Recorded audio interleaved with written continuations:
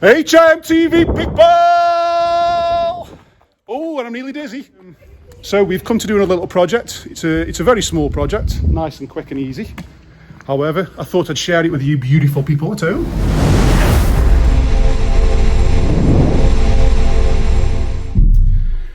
So as I say, now I've got away from the spectators, we are builders in Stoke on Trent. We've, due to COVID and also the recession and whatever else, we've had to do a bit of a management restructure, which means we are now a bit more cost effective because we're normally known for doing the larger projects, as in 15, 20 bed HMOs, apartments, flats, larger conversions, but we also do the small stuff. So I thought rather than just saying it, I will document it, and that's the purpose of this video. So this is just a little buy-to-let that we've got our muggy hands on, and we're going to turn it into something beautiful, far more beautiful than myself.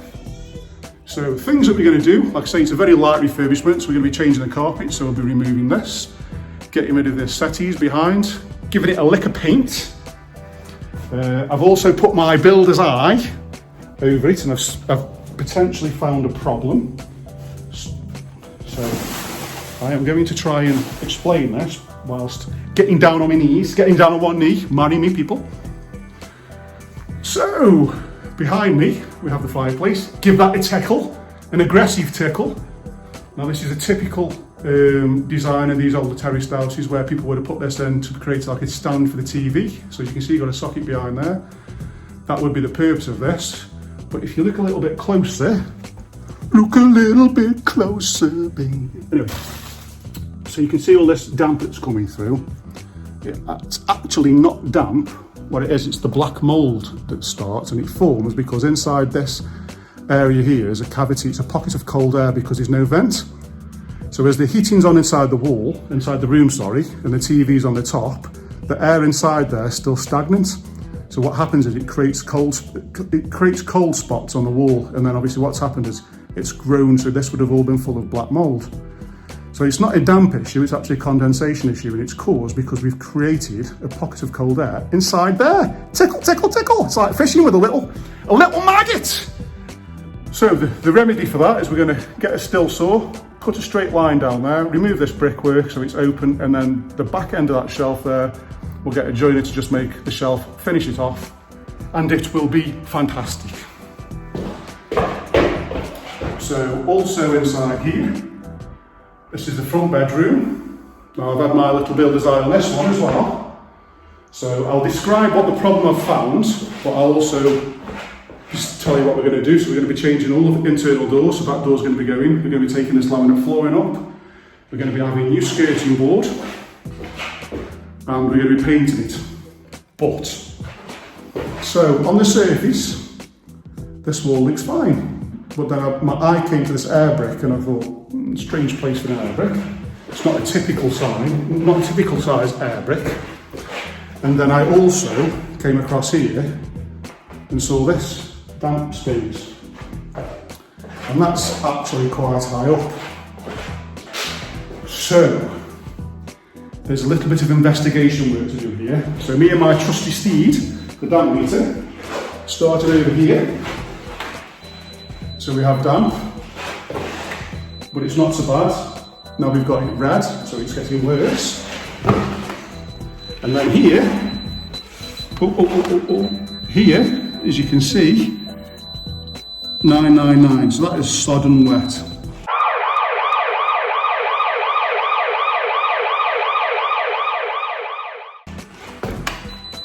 All the way around there. So, to stand back, more damp analysis. All this wall, although it looks fine on the surface, it's soaking wet.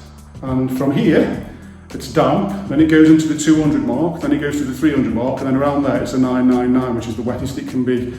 So that is in fact like Waterworld. It's like a little bit of a slide going down. The wetter it is, the higher it goes. And then we've also, high up, we've also got some damp marks there, which is a bit puzzling. And it's damp, but it's dry, and it's dry, and it's dry, and it's dry, and and it's damp there. So it's literally just this area here that's damp. And I shall reveal why now, because there's a couple of things that I believe to be so. I shall turn the damp meter off, stop it from wasting the batteries, and put it in my little handbag, or my man bag. So I'm going to address this problem, because this is two problems. I'm going to address it one by one. So the damp that's on this wall here, it gets higher there and gets wetter. That's one issue. And that issue is the outside is the problem, believe it or not, folks. So standing out here, spectators again. So if you look at the gradient of the floor, you see how it's on a bank and it goes up higher, where we've got this blue corbelline here and then there going across, as you can see. As it goes up higher, it's been drilled and injected on that line. So that's the old damp course which was put into the brick. But then if you follow that line, it's then a course higher, and as it goes up, obviously the floor height steps up, and they've done it again here. So you can see these little bits of silicone that have been drilled. So they've stepped up the damp course. But what they failed to do, or what I'm assuming they failed to do, is tank.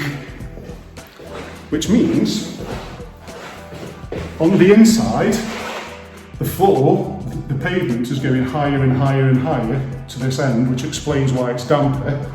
So because they've injected outside, higher up about here, there's nothing that's down from the floor going up to stop the damp from rising, because you can see there's evidence of actual damp. So can you see the discoloration and the salts that are coming through?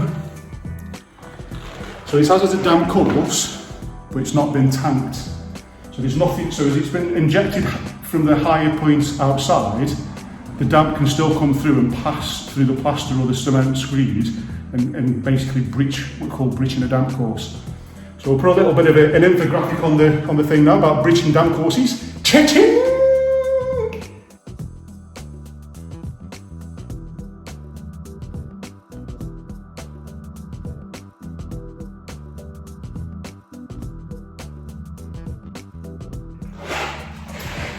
So that's problem number one. So what we're going to do is hack all this off, tank it, re-drill and inject in the mortar line, and that will solve that problem. Now this problem is a different one. So I'm going to explain this one by going outside. So this is an end of terraced here. You see all this wall. It's a big, huge wall. It's been injected with the damp course all the way down there. I shall tell you the problem from the inside, but basically we've got a big gable end wall, so that's the first clue. And as we go back inside, if you listen, that's hollow. And I thought, right, okay. So that wall's hollow. And I thought, oh, right, okay, there's a big telltale sign. So that wall from there to there, and the wall from there to there are all hollow, which means they've been studied out on plasterboard. So what they've basically done is they've created a cavity inside there. So I'm guessing these strips of wood going down with plasterboard on there, because this house would have potentially suffered from lots and lots of black mould spores. Now that's evident upstairs in the wardrobe, so I shall show you that. So because it's a gable end wall, it's a solid wall, it's one big thick mass of brick. So when it's warm on the inside through winter, etc., and it's cold on the outside, because it's a big exposed gable end and there's no other house outside because it's the end of terrace, all that wall's freezing cold because it's obviously exposed to the elements, which means the heating bills inside this house would have been high because a lot of the heat is going to be lost penetrating through there. So what happens is when you've got warm on the inside and cold on the outside, it creates condensation, which is where all the black little spots and the little black microbores appear in the corners and stuff. It attaches itself to the cold spots. So the way we get around it is they weren't far off, but what they should have done is they should have battened this out, or they should have installed like a thermal layer or a thermal barrier or some insulated plasterboard, which is what we're going to do. And when we come to do it, I shall do a video on it and explain why. But then what that's going to do is not just create a cavity, it's going to create an insulating, which means an insulate, which is going to mean it's going to keep the heat on the inside and stop it penetrating out.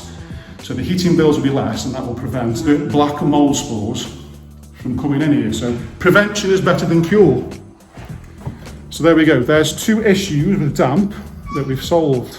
So going back to the original theme of the video, it was like I say, this is a little buy-to-let, little mini refurb we're doing. So we're not doing anything in the kitchen because it's fine, apart from painting. The tiles on the floor are good. We're going to do a little bit of sprucing in the bathroom downstairs. So we're going to be putting some what we call aqua boards on the shower walls. We're going to be removing this cubicle, removing the tray, putting a new tray in, aqua boarding it all out. I shall show you that in a later video when we come to do it, and making it look a little bit prettier. And we come to the first bedroom at the top of the stairs. So again, painting, new carpets. We're going to change this door here. I've checked that out, that's not actually damp, that's just where a picture's been hanging for many, many years. And apart from that, pretty tidy, just a bit of decorating to do. So we shall turn this round very, very quickly. We're estimating 3 to 4 weeks, done, mended. So this is the back bedroom. So again, as per the video downstairs, this is the gable end wall that I'm now above so when I was doing the talk about the damp, I'm now above the room that I was talking in. And if you listen, so that's a studded wall. And when I was talking to you about the mould spots, or the black mould, this is obviously inside a wardrobe. So what they don't realise is they've just made the actual problem 10 times worse. So, any of you that have seen it before, if you can see this black, this coloured part, what they've actually done is painted this wall with gloss, and you can tell by the sheen. So it's quite shiny. So they've done that so they can wipe it down. So the problem that they've got, that they don't realise they've done, is if you imagine that's full of clothes, there's no air to circulate around because it's full, which means these clothes would have been getting black mould spores on them and smelling damp, which isn't very nice. But then the other thing that they've done is by putting something in there and closing this, as daft as it sounds, because it's attached to the wall, they've created another cold spot inside. So not only have they got a cold spot on that gable end wall, they've now boxed that cold spot in there and made it worse. So yeah, you can't see the mould in there because obviously the coloured wallpaper, but you can see it on the roof actually. You see the discoloration over here?